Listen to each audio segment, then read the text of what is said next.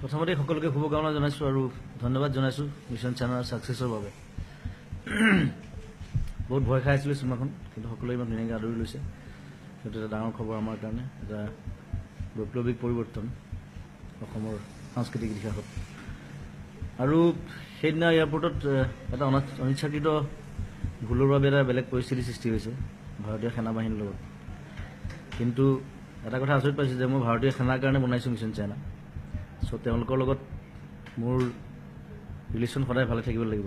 আৰু এইখন চিনেমাত প্ৰায় 15-20জনমান কৰ্ণেলে মোক হেল্প কৰিছে ইণ্ডিয়াৰ বিভিন্ন জেগাৰ পৰা, বিভিন্ন কথাত এডভাইচ দিছে। তেওঁলোকক সুধি সুধি বহুত কাম কৰিছোঁ। গতিকে তেওঁলোকৰ সহযোগিতা অবিহনে মিছন চাইনা সম্ভৱ নহ'লহেঁতেন।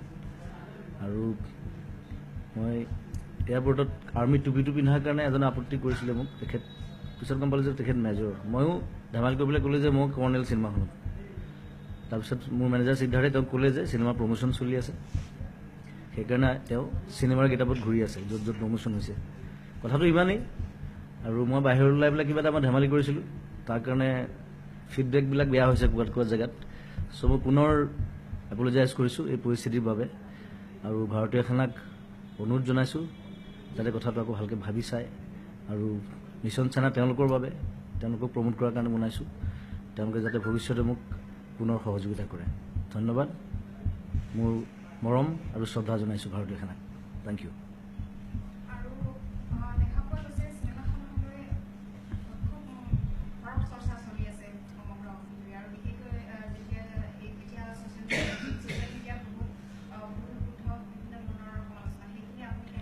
ভুল টেকনিকেলি চিনেমাখনত বিশেষ ভুল বিচাৰি নাপাব, কাৰণ মই ডাইৰেক্টৰসকলেও যিসকলে চাইছে কৈছে টেকনিকেলি অতি উন্নত মানৰ হৈছে এইখন।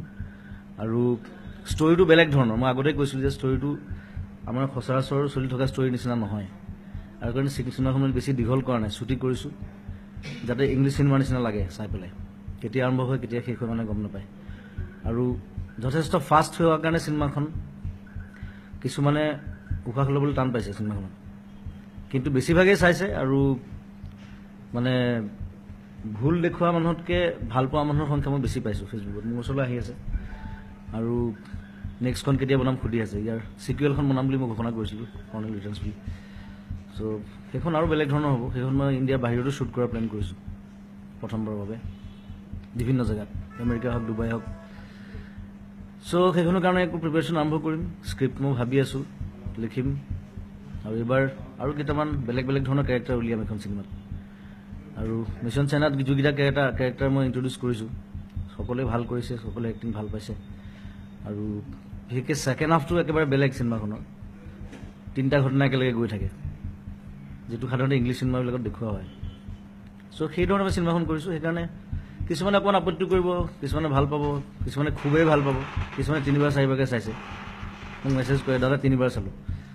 চ' কিন্তু প্ৰথমবাৰ এটা জনজাগৰণ হৈছে এখন চিনেমাক লৈ। সেইটো ইয়াৰ পিছৰ যিবিলাক চিনেমা ওলাব তেওঁলোকৰ কাৰণে বহুত আশাবাদী হ'ব বুলি ভাবোঁ। আৰু আমি চিনেমা বনাই যাম। আৰু আমাৰ কালেকশ্যন যথেষ্ট ভাল। কালেকশ্যন আমি আগতে খবৰটো ওলাইছে যে বাহুবলী ৰেকৰ্ড ব্ৰেক কৰিছে ইয়াত। আমাৰ প্ৰথম কেইদিনৰ কালেকশ্যন প্ৰায় 40 লাখৰ ওপৰত, যিটো এটা অসাধাৰণ কথা এটা। কাৰণ 10-12 লাখতকৈ বেছি কালেকশ্যন নাহে অসমত এখন চিনেমা, আজিলৈকে অহা নাই। চ' এইকেইদিন 40, 35, 47 লৈকে গৈছে এদিন। চ' কালি পৰহি সোমবাৰে সাধাৰণতে চিনেমাবিলাকৰ কালেকশ্যন ড্ৰপ হয় সদায়, অফিচ ৱৰ্কছ থাকে। সেইদিনাও 31 লাখ হৈছে। যোৱাকালিতো মই গম নাপাওঁ, মই নাছিলোঁ, শ্বিলঙত আছিলোঁ। কিমান হৈছে? কালিলৈকে 1.6 crore 6 lakhsৰ বিজনেছ কৰিছে। আৰু মই ভাবোঁ এই গোটেই মাহটো চলিব ভালকৈ। চলিলে আমাৰ একো নহ'লেও মূলটো অন্তত ঘূৰি আহিব। মূলটো ঘূৰি আহিলে মই আকৌ সাহস কৰিব পাৰোঁ। কাৰণ চিনেমাখন হিট হ'লেও অসমত বেছি পইচা খৰচ কৰিলে সেই পইচাটো ঘূৰাই আনিবলৈ অকণমান টান হয়। আমি চেষ্টা দিছোঁ যিমান পাৰোঁ, কিন্তু মোৰ বিশ্বাস আছে পইচাটো ঘূৰি আহিব। নেক্সট চিনেমা মই ষ্টাৰ্ট কৰিম তেতিয়া। তাত সুধি আছে। আমি কেলকাতাত এতিয়া আমি দিল্লী, বম্বে, বেংগলোৰ, পুনে 4টা জেগাত আমি অলৰেডি তাত হাউচফুল মাৰিছে, দিল্লীও আমি প্ৰথমবাৰৰ বাবে হৈছে এইটো অসম। এতিয়া কেলকাতা আৰু হায়দৰাবাদ বিচাৰি আছে। চ' তাতো দিম এইকেইদিনতে। আমি কালি মানে খবৰ পাম নেকি গোটেই খবৰটো।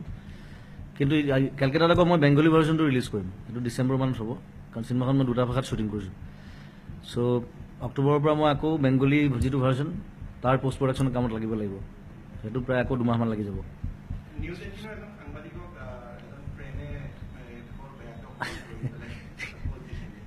সেইটো এই ফেনবিলাকৰ মাজত মাজে মাজে এইবোৰ চলি থাকে যুদ্ধ, আৰু মই কাজিয়া ভাঙি থাকিবলগীয়া হয়। মই আজিহে গম পালোঁ, কিন্তু খবৰটো মই জনা নাছিলোঁ।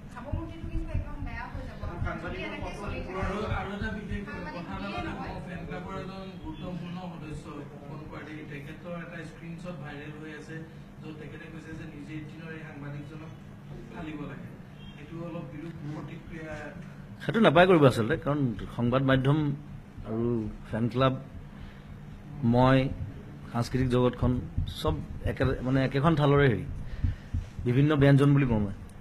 চ' আমাৰ ভিতৰৰ কাজিয়া হ'ব নাপায় কেতিয়াও।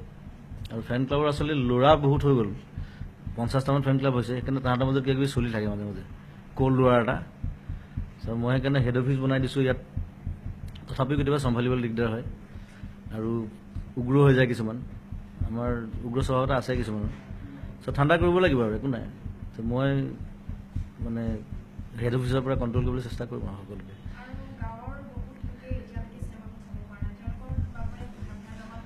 সেইটো আমাৰ 26 তাৰিখৰ পৰা যাব, এইমাত্ৰ সেইটোৱে কথা পাতি আছিলোঁ। আমাৰ প্ৰজেকশ্যন হ'ব বিভিন্ন জেগাত, 22 তাৰিখৰ পৰা ধেমাজিত হ'ব। চ' য'ত য'ত হল নাই আমি সেইবিলাক জেগালৈ পঠাম, আৰু তাৰে আমি কিছুমান বিশিষ্ট ব্যক্তিক দায়িত্ব দিয়া হৈছে গোটেই বস্তুটো চলাবৰ কাৰণে ভালকৈ, ভ্ৰাম্যমাণ থিয়েটাৰৰ দৰে। আৰু চিনেমাখন চাবলৈ পাব সকলোৱে, সেইটো আমাৰ আশ্বাস ৰাইজৰ প্ৰতি, আৰু তাৰ কাৰণে আমাৰ টীম লাগি আছে অলৰেডি। 22 তাৰিখৰ পৰা আমি আৰম্ভ কৰিম প্ৰজেকশ্যন। হলত আমাৰ গোটেই মাহটো থাকিবই এনেও, তাৰপিছত যদি ভাল চলি থাকে আমি আৰু অলপ দিন ৰাখিম। কিন্তু আমাৰ টাৰ্গেট আছিলে 4 সপ্তাহ মিনিমাম, 4 সপ্তাহ ভালকৈ চলিলেহে আমি গোটেই পইচাখিনি ঘূৰাই পাম আচলতে। গতিকে সেইটোলৈ আশাবাদী আৰু সেইটোলৈ লাগি আছোঁ।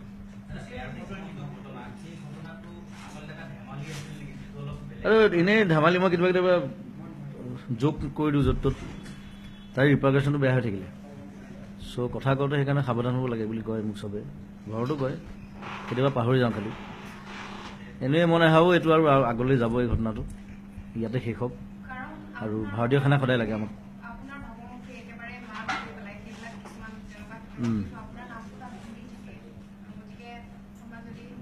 আৰু মই থকাৰ কাৰণে ডাঙৰ হৈ যায় বেছিকৈ কথাটো, এনেই অন্য মানুহ হোৱা হ'লে চাগে এইটো বিশেষ একো নহ'লহেঁতেন। যি কি নহওক, মই এপলজি খুজিছোঁ ভাৰতীয় খানাক, আৰু ভৱিষ্যতে এনেকুৱা নহয়।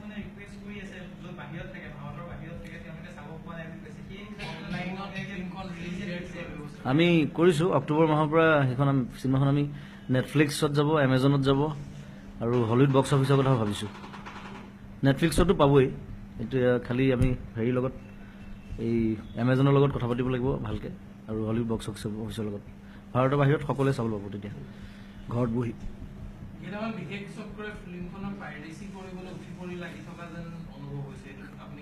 সেইবোৰ সৰু সৰু ল'ৰা, এতিয়া ফূৰ্তিতে কৰে নে কি কাৰণে কৰে নাজানো, আৰু এতিয়া 3জন মানক ধৰিছেও, এতিয়া জেলত দিবলৈও মোৰ বেয়া লাগে সৰু সৰু ল'ৰা, কিন্তু পুলিচৰ ওচৰত যোৱাৰ লগে লগে পুলিচে নিজৰ কামখিনি কৰিবই লাগিব, কথাটো হ'ল সেইটো। আৰু তেওঁলোকেও যাতে বুজি পায় যে এইটো এটা অপৰাধ, এইটো কৰিব নাপায়, ভৱিষ্যতে আৰু কোনো চিনেমাৰ লগত যাতে নকৰে, সেই এৱাৰনেছটো সকলৰ মাজত স্প্ৰেড কৰিব লাগে আচলতে। মই তেওঁলোকক বেয়া পোৱা নাই, মৰম কৰোঁ, কিন্তু এনেকুৱা কাম যাতে আৰু নকৰে অনুৰোধ জনাইছোঁ।